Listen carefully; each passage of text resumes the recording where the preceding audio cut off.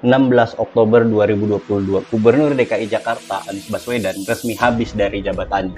Lalu, berdasarkan rilis tertanggal 9 Oktober 2022, yang menjadi penggantinya adalah Heru Budi Hartono sebagai PJ atau penanggung jawab Gubernur DKI Jakarta yang dipilih berdasarkan usulan dari DPRD DKI dan Kementerian Dalam Negeri.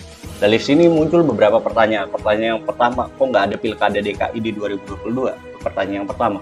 Pertanyaan yang kedua, kenapa setelah tidak adanya Pilkada DKI, itu harus ada PJ yang dipilih dari DPRD maupun Kementerian Dalam Negeri. Dua pertanyaan ini jadi latar belakang kenapa munculnya video ini. Mari kita bahas satu persatu.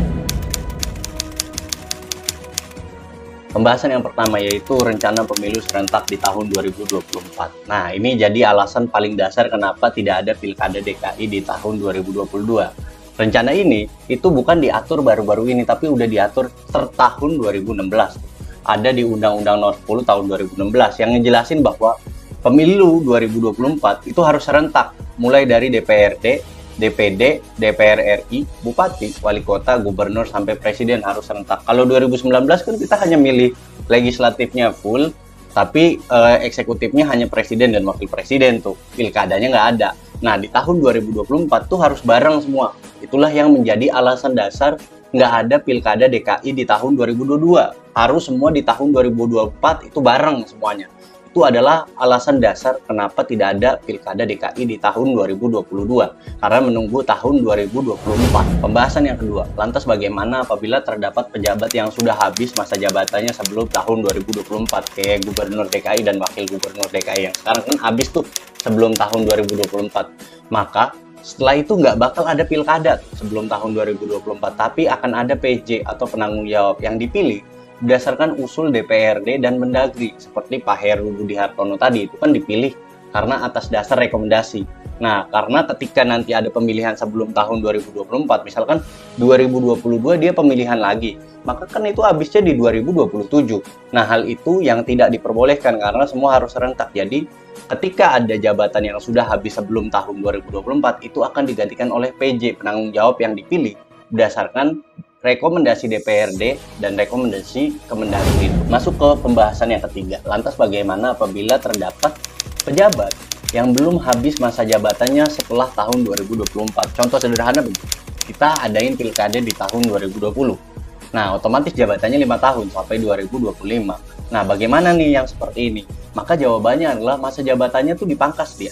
Dihabiskan di tahun 2024, berarti dia rugi setahun. Dan di tahun 2024 akan diadakan pilkada ulang. Jadi nggak bisa diperpanjang, masa jabatannya cuma sampai 2024 stop, kemudian dipilkadain ulang. Kalau mau lanjut sih silakan ikut pilkada, kalau menang ya tinggal lanjut. Maka jabatan selanjutnya itu sampai 2029. Pembahasan yang keempat, kenapa harus ada PJ pengganti kepala daerah? Nah, ini sebenarnya alasan dasarnya adalah ada di Undang-Undang 10 tahun 2016 itu tadi tuh, yang tidak memperbolehkan jabatan itu kosong. Jadi pada akhirnya itu harus diganti. Digantinya sama siapa sih?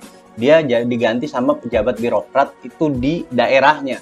Nah, di daerahnya kemudian direkomendasi oleh DPRD dan direkomendasi oleh Kemendagri untuk menggantikan si kepala daerah tadi selama masa jabatannya kosong. Contoh sederhana begini, Heru Budi Hartono dipilih tahun 2022 ini oleh DPRD dan Kemendagri, maka jabatannya sampai 2024. Kemudian hilang sudah jabatannya karena dia hanya sebagai penanggung jawab atau pengganti pejabat sementara gitu. Itu kenapa ada alasan dasar harus ada PJ. Pembahasan yang kelima yaitu daerah mana aja sih yang diberlakukan PJ atau pejabat sementara.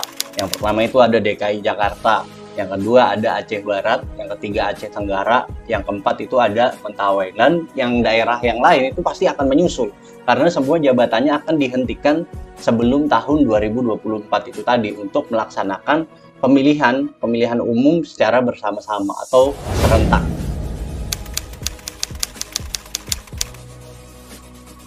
Kita sampai di tahap kesimpulan. Kesimpulan yang bisa kita tarik adalah ini bukan konspirasi untuk menjatuhkan kepala daerah manapun, tetapi memang konsep pemilu serentak ini sudah dicanangkan sejak tahun 2016.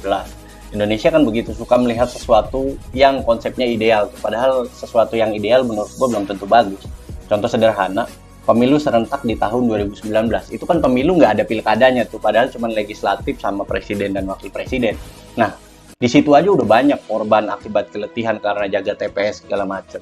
Gimana di tahun 2024? Ditambah pilkada di dalamnya. Nggak kebayang sih gue seberapa hektik itu pemilihan.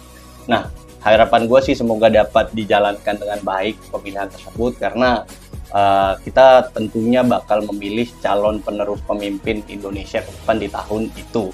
Nah, ini akan jadi pesta bagi rakyat, pesta demokrasi. Semoga dapat dijalankan dengan lancar. Oke, sekian yang bisa gue sampaikan. Sampai jumpa di konten-konten selanjutnya. See you.